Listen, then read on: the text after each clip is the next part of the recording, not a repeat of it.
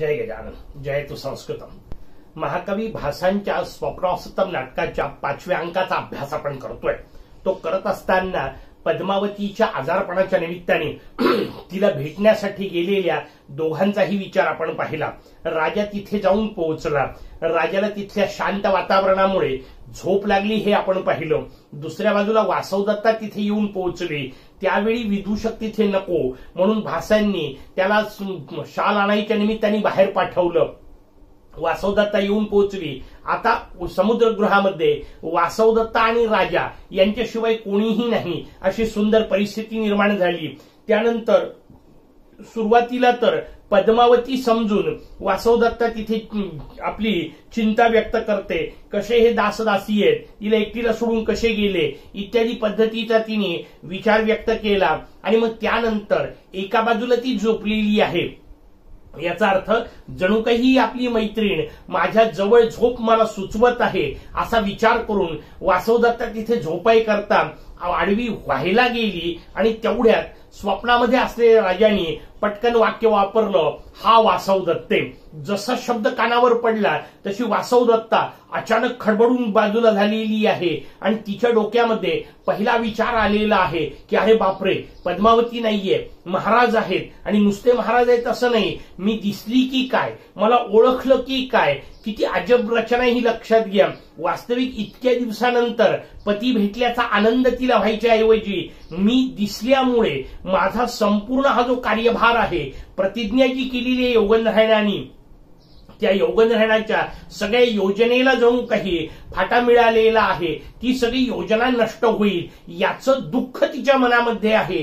ही तिची कर्तव्यनिष्ठा जी आहे ती कर्तव्यनिष्ठा आपण पाहिली. पण नंतर तिच्या लक्षात येत आहे आता की राजा झोपेमध्ये आहे. आणि मग जेव्हा पुढचा ही लक्षात आल्यानंतरची गोष्ट, पुढे जो काही कथाभाग होतो आणि त्यातून जे सौंदर्यपूर्ण अशा पद्धतीचं वर्णन आपल्या समोर येतं त्याचा विचार आपण आजच्या भागामध्ये करू. आपण पाहिलं होतं राजा बोलला होता स्वप्नामध्ये, हा वासवदत्ते. आणि त्याच्यावर वासवदत्ता म्हणाली होती, हम आर्यपुत्र हा. अरे बापरे, हे तर आर्यपुत्र आहेत. न खलु पद्मावती, पद्मावती नाहीये. किम नु खलु दृष्टास्मी, अरे बापरे मी दिसली की काय. महान खलु आर्य योगनारायणस्य प्रतिज्ञाभारो मम दर्शनेन निष्फलः संवृत्तः.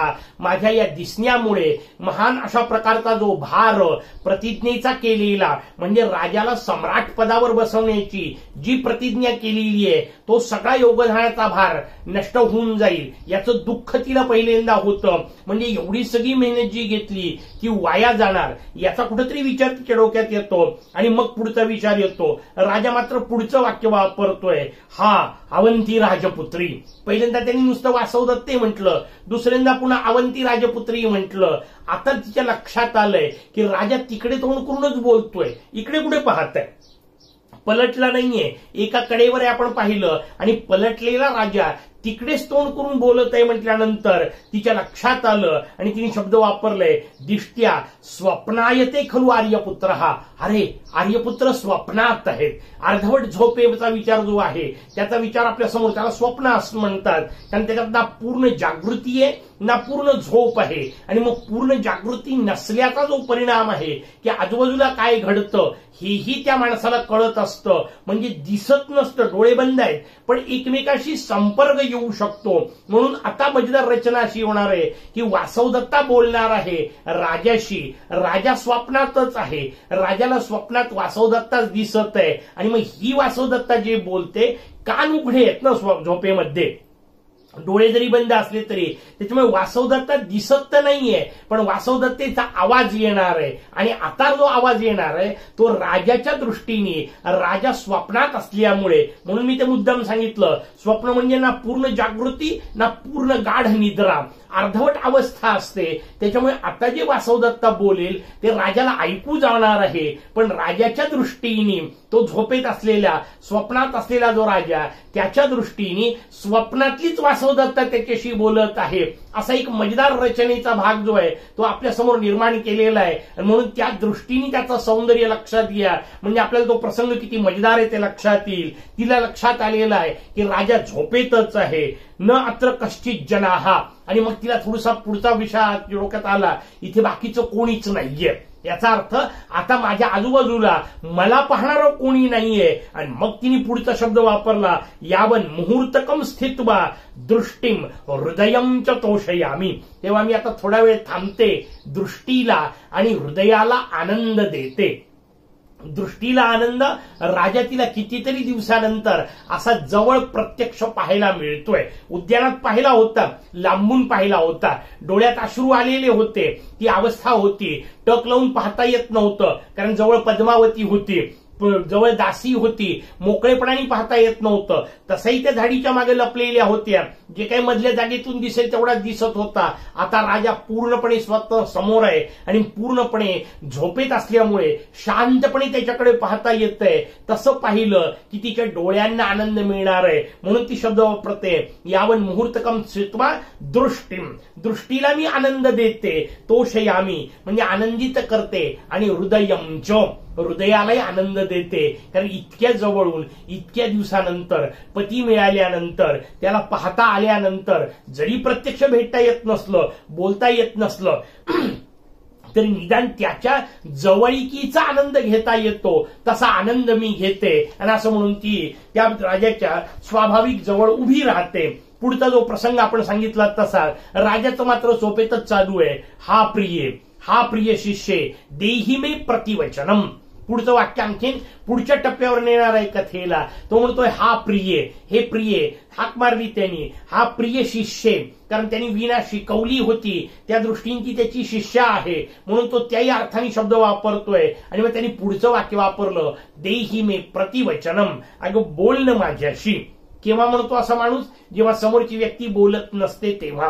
आणि मग जेव्हा बोलत नसते याचा अर्थ रुसलेली आहे. राजाला स्वप्न पडतंय, स्वप्नात राजाला वासवदत्ता दिसतीये, ती वासवदत्ता प्रेमात रुसलेली आहे. आणि मग राजा तिचं मनोरंजन करतोय, प्रियाराधन करतोय, तिला मनवण्याचा प्रयत्न करतोय. ती परिस्थिती डोळ्यासमोर आणा, म्हणजे मग तो प्रसंग आपल्याला नेमकेपणे लक्षात येईल. राजाच्या स्वप्नात वासवदत्ता दिसत आहे, रुसलेली दिसत आहे, राजा तिचं मनोरंजन करण्याचा प्रयत्न करत आहे, आणि म्हणून राजा तिला वाक्य वापरतोय, अगं बोल न माझ्याशी, देही मे प्रतिवचनम. काहीतरी तर बोल, बोलतं खरी माझ्याशी संवाद तर कर, इकडे तर पहा, अशा अर्थाने त्याचे ते वाक्य आहेत. त्याच्यावर वासवदत्ता, आता गंमत पहा, आता वासवदत्ता, खरी वासवदत्ता बोलत आहे, ती जागृतीत आहे, राजा स्वप्नात आहे. वासवदत्तीने शब्द वापरला, आलपामी भरता आलपामी. महाराज बोलते बर का? नाही असं नाही, ठीक आहे बोलते मी तुमच्याशी. म्हणून ती बोलायला सुरुवात करते. अर्थात बोलायला सुरुवात करत असली तरी स्वप्नातली कशी असेल कल्पना करा, तिचं तोंड जणू काही पलीकडच आहे, तिने फक्त हो ठीक आहे बोलते अशा याच्यामध्ये म्हटलेलं आहे. रुसलेली आहेच, ती जी अवस्था आहे त्या अवस्थेचं वर्णन तिने वापरलं. आणि मग राजाने प्रश्न विचारला, किम कुपिता असी, रागवली आहेस का माझ्यावर, चिडली आहेस का, काही संतापली आहेस का, कुपित आहेस का? त्याच्यावर वासवदत्ता खरी जी आहे ती मस्त उत्तर देते. ती म्हणते, नाही दुःखित अस्मी. नाही रागावलेली नाहीये, पण दुःखी आहे. आता हे वाक्य तिचं वैयक्तिक आहे, लक्षात घ्या. रागावली असली तर माणूस दूर जातो, ती दूर गेलेली आहे हे बरोबर आहे, पण तिचं दूर जाणं कसं आहे? रागातून नाहीये, तिचं दूर जाणं हे राजावरच्या प्रेमातूनच आहे. पण शेवटी दूर जाण्याचं दुःख तर त्याच्यात आहेच की नाही. म्हणून तिने जे वाक्य वापरलंय ते स्वप्नाशी संबंधित नाही, लक्षात घ्या. ती तिची वास्तविक अवस्था आहे. त्या वास्तविक अवस्थेचं वर्णन वासवदत्ता आपल्या समोर करते. आणि म्हणून तिने शब्द वापरलं, नाही दुःखित अस्मी. रागावली नाहीये, पण दुःखी आहे. कशाने? तुमच्यापासून दूर राहावं लागत आहे, तुम्ही समोर असून सुद्धा तुम्हाला पाहता येत नाहीये. आणि तिसरं आणखीन एक दुःख आपण पाहिलेलंच आहे, तिला या निमित्ताने आणखीन एक सवत प्राप्त झालेली आहे. केवढ्या दुःखाचा विषय आहे, म्हणून ती शब्द वापरते, नाही दुःखित अस्मी. राजाच्या दृष्टीने मात्र स्वप्नातला विषय चालू आहे, कारण त्याला जी स्वप्नात दिसलेली आहे, मी म्हंटल त्या पद्धतीने त्याच्यावर चिडलेली, रागावलेली, रुसलेली, प्रेमामध्ये फुगवा घेऊन बसलेली, तशी ती फुगून बसलेली, रुसून बसलेली जी आहे ती त्याला दिसत असल्यामुळे त्याने पुढचा शब्द वापरला, यदि अकुपिता किमर्थम नालंकृतासी. जर माझ्यावर रागावलेली नाहीस तर मग अशी अलंकार रहित का आहेस? आता हे अलंकार रहित असणे दोन्ही दृष्टीने समजून घेण्यासारखं आहे. जेव्हा चिडते एखादी स्त्री, रागावते, संतापते, तेव्हा ती दागिने घालत नाही, हा एक विषय असतो. आणि सध्याची वासवदत्ता जी आहे ना, ती बिना दागिन्यांचीच आहे. फारसे दागिने नाहीत, मोजके अंगावर तिचे जे काय असतील, स्त्री धन म्हणून वापरायचं. जसं मंगळसूत्र असणारे, बांगड्या असणारे, हे दागिने असणारच आहेत, हे काढायचं पद्धतच नाही. पायातले जोडवे असणारच आहेत, ते काही काढायचा विषय नाही. पण उरलेले दागिने नाहीत. कारण जसं रागामध्ये, कोपामध्ये दागिने घालत नव्हते, तसे विरहातही दागिने घालायचा विषय नाही. कारण ज्याच्याकरता घालायचे तोच जर समोर नसेल तर दागिन्यांचा उपयोग काय. म्हणूनही ती बिना दागिन्यांची आहे. म्हणजे ते वाक्य स्वप्नातही लागू पडतं, तिच्या सध्याच्याही अवस्थेला लागू पडतं.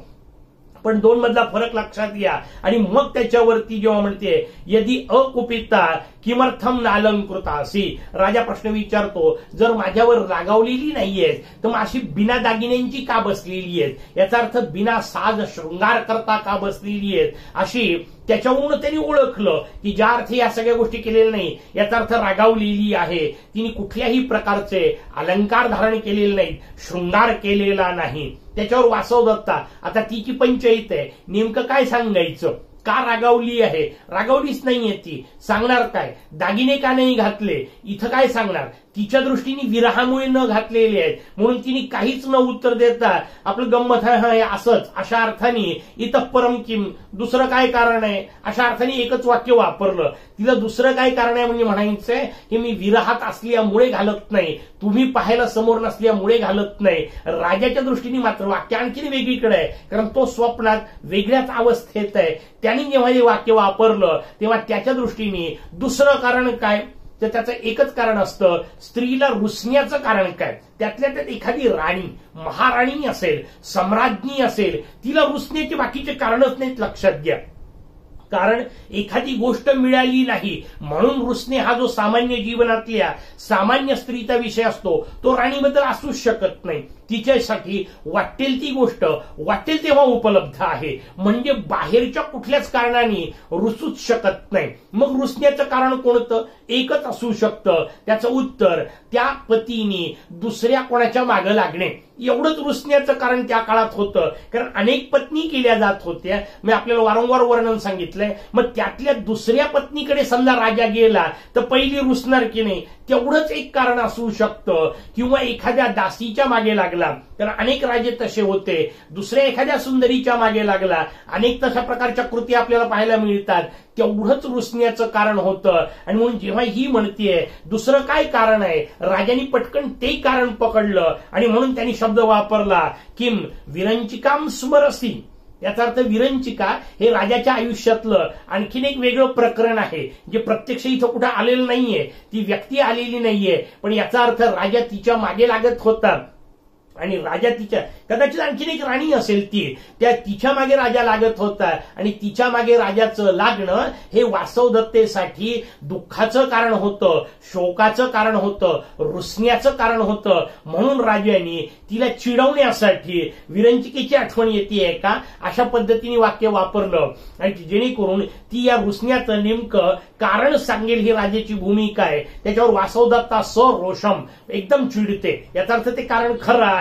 तशा पद्धतीची कोणीतरी व्यक्ती राजाच्या आयुष्यात आहे, ती सरोषम चिडून बोलते, आपेही चला दुर्वा ह्या अपी विरंचिका. विरचिका, इथे पण तुम्हाला विरचिकाच आठवते का, इथेही तुम्हाला तीच आठवतीये का. याचा अर्थ आता तिचा हिशोब समजून घ्या, स्वप्नात आठवतीये का. आतापर्यंत स्वप्नात फक्त मी दिसत आहे याचा आनंद आहे तिला वेगळ्या अर्थाने. आता मात्र जसं विरचिकेचं नाव घेतलं तर म्हणते इथेही तुम्हाला ती आठवतीये का, स्वप्नातही ती तुम्हाला आठवतीये का, अशा अर्थाने. आणि मग मात्र जेव्हा ती म्हणतेय तेव्हा राजा म्हणतोय ते नाही विरचिकार्थम भवती प्रसादयामी, जर तसं असेल ना तर मी तिच्यासाठी तुझी माफी मागतो, असं म्हणून राजाने हात जोडायचा प्रयत्न केला. आता लक्षात घ्या, राजा एका बाजूला कडेवर झोपलेला आहे, हात जोडाय करता जो जेव्हा बाहेर करेल तेव्हा ते हात त्याच्या पलंगाच्या बाहेर येणार आहेत. त्यांनी हात जोडायचा प्रयत्न केला, माफी मागण्याचा प्रयत्न केला.